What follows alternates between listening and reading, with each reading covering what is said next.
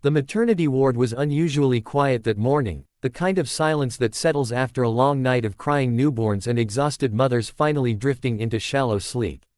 Pale winter light filtered through the tall windows, reflecting off white walls that smelled faintly of antiseptic and boiled linens. On the narrow hospital bed sat a young woman named Anna, her face still drawn from labor, her arms wrapped protectively around a tiny bundle swaddled in a pastel blanket. She looked fragile but determined, as if sheer willpower was the only thing holding her upright. The door burst open without warning, breaking the stillness like a slap.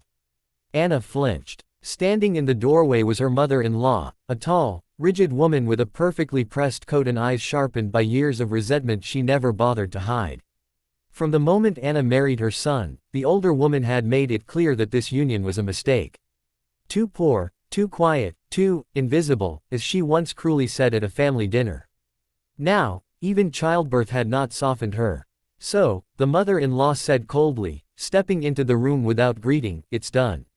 Anna swallowed. "Yes. The baby is fine." The older woman glanced briefly at the sleeping infant, her lips tightening rather than softening.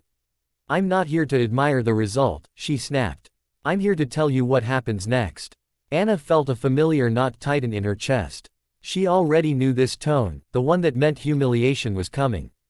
"What do you mean?" "I mean you will leave this hospital today," the mother-in-law said sharply. "My son has responsibilities. A career. A future. He will not be tied down by your problems and your surprises." Anna's fingers clenched around the blanket. "This is his child." The woman let out a short, humorless laugh. "Don't be naive. Blood alone doesn't guarantee anything. You were convenient for a while, but now you're a burden. Take the baby and go. You're abandoned. And don't make a scene, this isn't the station you should be rushing to anyway." The words hit Anna harder than any slap.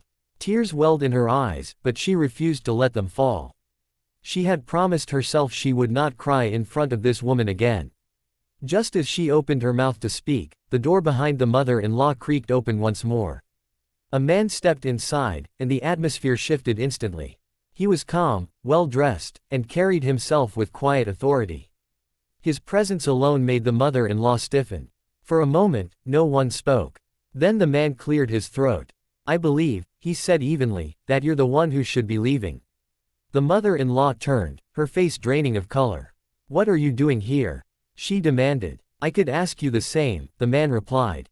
"This hospital staff called me when they heard shouting in a maternity ward." Anna stared, confused, as recognition slowly dawned. The man was her husband's estranged uncle, a figure spoken of in whispers at family gatherings, a successful lawyer who had cut ties with the family years ago after a bitter dispute over money and control. He had always been portrayed as a villain. Yet here he was. "You have no right," the mother-in-law hissed. "Oh, but I do," he said calmly. "I also have documents, witnesses, and a very clear understanding of the law. Threatening a woman who just gave birth, forcing her out, that could become very unpleasant for you." The older woman's mouth opened, then closed. For the first time, she was speechless. The man turned to Anna, his expression softening. "You don't need to worry. You're not alone." In a completely different world, under bright studio lights and the hum of television cameras, another confrontation was unfolding, one that would soon dominate headlines and social media feeds. Valerie Bertinelli sat on a couch opposite Kelly Clarkson, the mood far tenser than anyone had anticipated when the segment was booked. What was meant to be a lighthearted conversation about career reinvention and resilience had taken an unexpected turn. It started subtly. A comment about moving on gracefully after public criticism. A joke that didn't quite land. Valerie's smile tightened, her eyes sharpening with emotion she had clearly been holding back for years. The audience sensed it before the hosts did, something raw had been touched. "You know," Valerie said slowly, "people love to talk about grace when they've never been torn apart in public." Kelly tried to steer the conversation back, laughing lightly. "Of course, but..." "No," Valerie interrupted, her voice firm now. "Let me finish." The studio went quiet. "I've spent decades being judged," Valerie continued. "My body, my choices, my grief. And I'm tired of being told how I should feel about it." There was a ripple of unease. Kelly shifted, surprised by the intensity. A producer gestured from off camera, signaling to move on, but Valerie wasn't done. When conversations turn into subtle lectures, she said, that's when I check out. Kelly attempted to respond, but Valerie stood up. I respect you, she said, but I'm not doing this today. And with that, she walked off the set, leaving behind stunned hosts, a silent audience, and a production team scrambling to cut to commercial. Within minutes, clips were circulating online, dissected frame by frame. Back in the hospital room, the mother-in-law gathered her composure, smoothing her coat with trembling fingers. This isn't over, she muttered, but the threat rang hollow. It is, the man replied simply. At least for today. When she left, the door closed softly behind her, as if sealing off years of cruelty. Anna finally let the tears fall, not from fear this time, but from relief. The man pulled up a chair. Family can be complicated, he said gently. But cruelty is a choice. And choices have consequences. In the days that followed, both stories took on lives of their own. Anna's situation quietly improved, supported by people she never expected. Valerie's walk-off sparked debates about respect, boundaries, and the emotional cost of public life. Different worlds, different stages, but the same underlying truth emerged from both. There comes a moment when silence is no longer an option. Whether in a hospital room or on a television set, standing up, sometimes simply by walking away, can change everything. The corridor outside the maternity ward smelled of disinfectant and sleepless nights. Nurses moved quietly from room to room, their soft shoes barely making a sound against the polished floor. Inside one of the rooms, a young woman named Anna lay propped against pillows, her body aching, her mind still struggling to understand how drastically her life had changed in just 24 hours. The tiny baby sleeping on her chest was warm and impossibly light, breathing in shallow, rhythmic sighs that anchored her to reality. She had not yet had time to feel joy properly. Fear, exhaustion, and uncertainty crowded every thought. Her husband had not come. His phone was silent. The excuses from the past months replayed in her head, each one now sounding thinner than before. She was staring at the wall when the door opened abruptly. Her mother-in-law entered without knocking. The woman's presence filled the room instantly, sharp and overwhelming. Her coat was immaculate, her posture rigid, her expression set in a familiar mask of disappointment. She looked at Anna the way one might look at a failed investment. So this is how it ends, she said flatly. Anna shifted, instinctively tightening her hold on the baby. What are you doing here?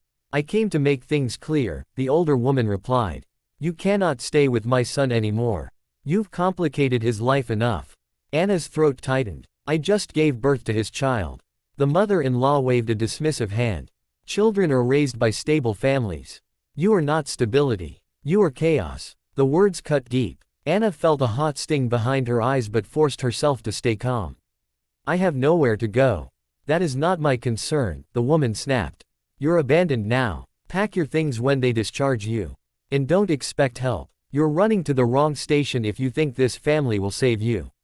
For a moment, the room felt too small, the walls closing in. Anna opened her mouth to answer, but the words refused to come. Years of swallowing humiliation had trained her into silence. The baby stirred slightly, and Anna lowered her head, breathing in the faint, comforting scent of new life. Then footsteps sounded behind them. A man appeared in the doorway, older than Anna, but with calm eyes and a steady presence that immediately changed the atmosphere. The mother-in-law turned sharply. You, she said, disbelief creeping into her voice. Yes, the man replied. Me. It was her brother-in-law, long estranged from the family after refusing to participate in their manipulative games. He had built his life far away, both physically and emotionally, and his return was clearly not part of the mother-in-law's plan. I was informed there was a disturbance, he continued. In a maternity ward, of all places. This is a family matter, she snapped. So is basic human decency, he answered calmly. And you seem to have forgotten it. The woman's confidence faltered. You have no authority here. I have enough, he said quietly.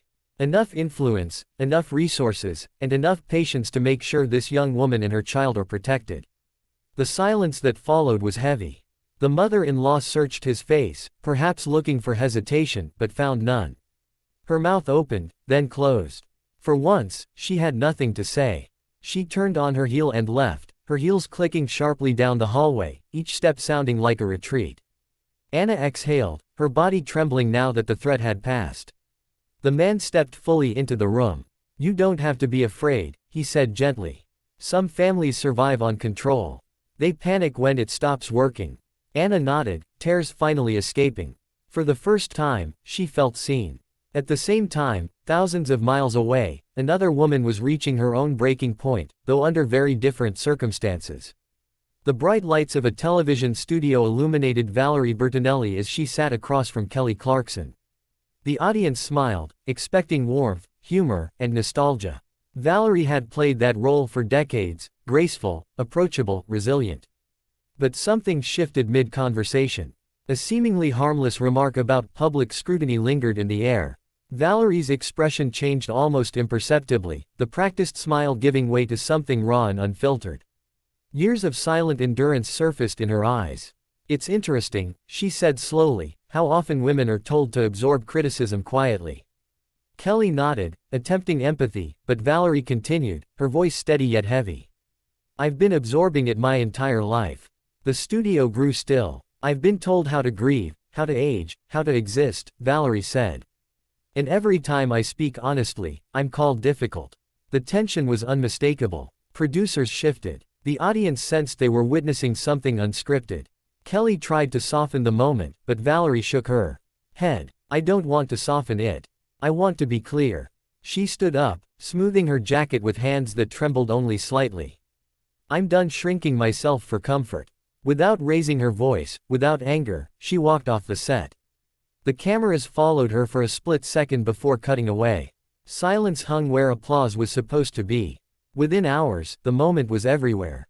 Some criticized her. Others applauded her courage. But no one ignored it. Back in the hospital room, Anna stared down at her child, realizing something fundamental had changed. The fear was still there, but it was no longer paralyzing.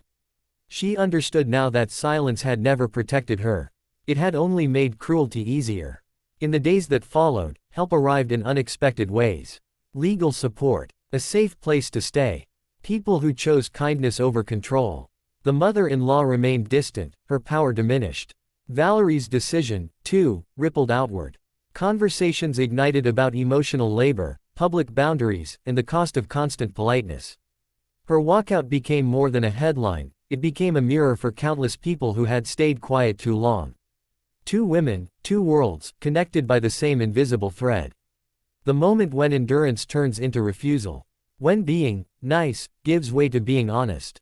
When walking away is not weakness, but survival. And in that quiet act of defiance, whether in a hospital room or under studio lights, both reclaimed something that could never again be taken from them.